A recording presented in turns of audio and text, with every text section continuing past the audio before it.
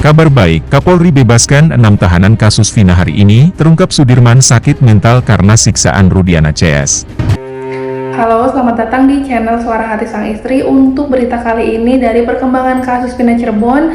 Alhamdulillah ya, untuk 6 dari 7 tersangka terpidana di kasus pembunuhan Vina kembali ke lapas Cirebon, tapi Sudirman tidak termasuk di dalamnya. 6 dari terpidana kasus Vina telah kembali ke lapas Cirebon. Keenam terpidana kasus pembunuhan Vina ini tiba di lapas Cirebon pada hari Kamis, tanggal 15 Agustus 2024, sekitar pukul 20.15 waktu Indonesia Barat. Keenam terpidana kasus Vina yang tiba di lapas Cirebon itu adalah Ripaldi Aditya Wardana, Hadi Saputra, Supriyanto, Eka Sandi Jaya, dan Eko Ramadhani. Mereka tiba di lapas Cirebon menggunakan mobil tahanan. Ada 2 mobil lain yang mengawal mobil tahanan tersebut. Pantauan ya di sini, menurut salah satu anggota tim kuasa hukum, keenam terpidana Jan S. Huta Barat, para terpidana tiba dengan selamat di lapas Cirebon setelah sebelumnya dipindahkan dari 2 lapas berbeda, yakni lapas Bancai dan lapas Calekong. Ya, tadi kira-kira 5 menit yang lalu pukul 20.15 waktu Indonesia Barat, 6 terpidana selamat tiba di lapas Cirebon ya. Dan ujar S. Huta Barat saat diwawancari di media ini, Jan menjelaskan bahwa pemindahan atau pengembalian para terpidana ini dilakukan setelah keluarnya putusan pra peradilan Peggy Setiawan yang menyatakan keperluan peminjaman mereka oleh Polda Jabar telah selesai. Kami sampaikan terima kasih kepada Kementerian Hukum dan HAM Jabar yang telah memfasilitasi pemindahan ini dengan baik sehingga mereka dapat tiba dengan selamat. Dan Jan juga menjelaskan bahwa keenam terpidana yang tiba di Cirebon adalah Ripaldi Aditya Wardana, Hadi Saputra, Supriyanto, Eka Sandi Jaya, dan Eko Ramadhani. Seharusnya memang ada 7 terpidana seperti teman-teman ketahui, namun 1 orang atas nama Sudirman kami belum tahu dan memang bukan klien kami. Keempat terpidana yang datang dari lapas Bancai dan 2 lainnya dari lapas Calekong kini kembali mendekam di lapas Cirebon setelah dipinjam Polda Jabar dalam rangka pengembangan kasus DPO terkait kasus Vina dan Eki Cirebon. Cirebon terus digaungkan oleh tim kuasa hukumnya. Bahkan tim kuasa hukum salah satu terpidana Ripaldi telah berupaya sejak bulan Mei 2024 agar para terpidana tersebut dikembalikan ke lapas Cirebon. Hal ini juga berkaitan dengan persiapan pengajuan peninjauan kembali PK yang akan mereka lakukan.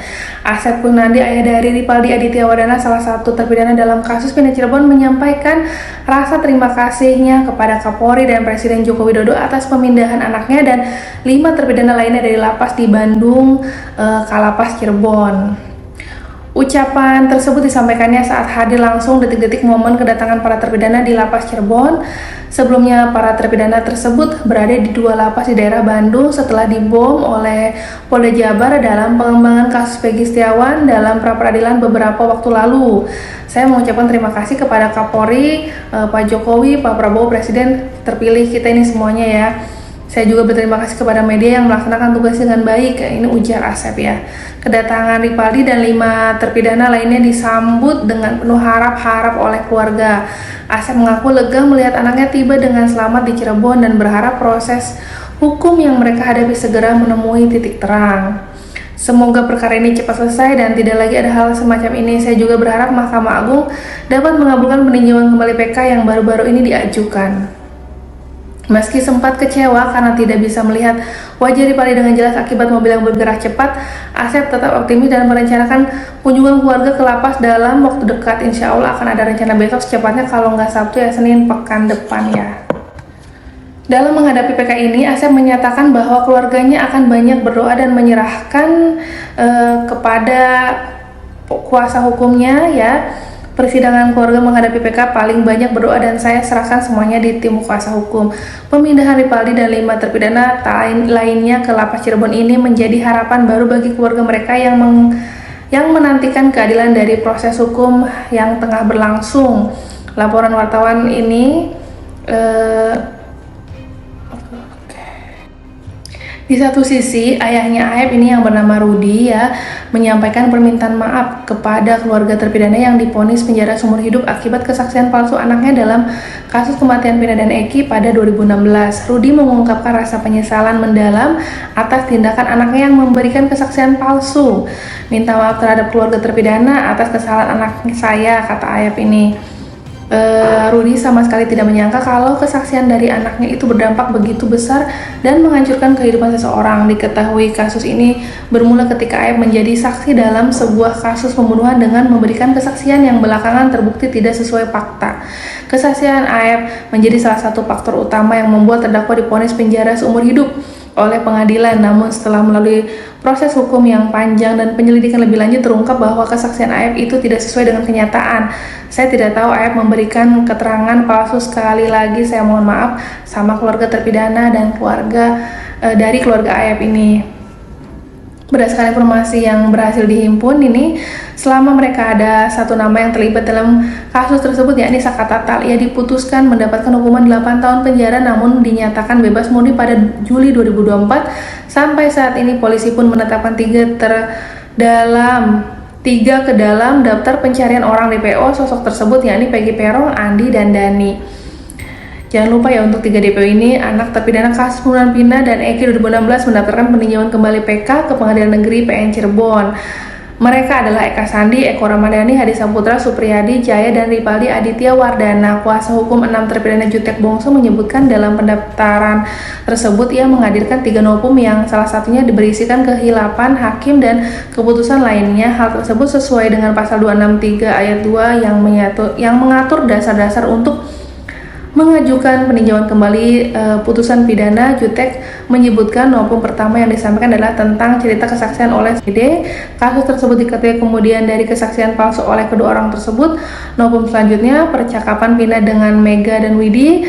Tim kuasa hukum mengaku sudah mendapatkan ekstrak data dari ponsel Vina yang menguatkan cerita komunikasi 8 tahun lalu itu.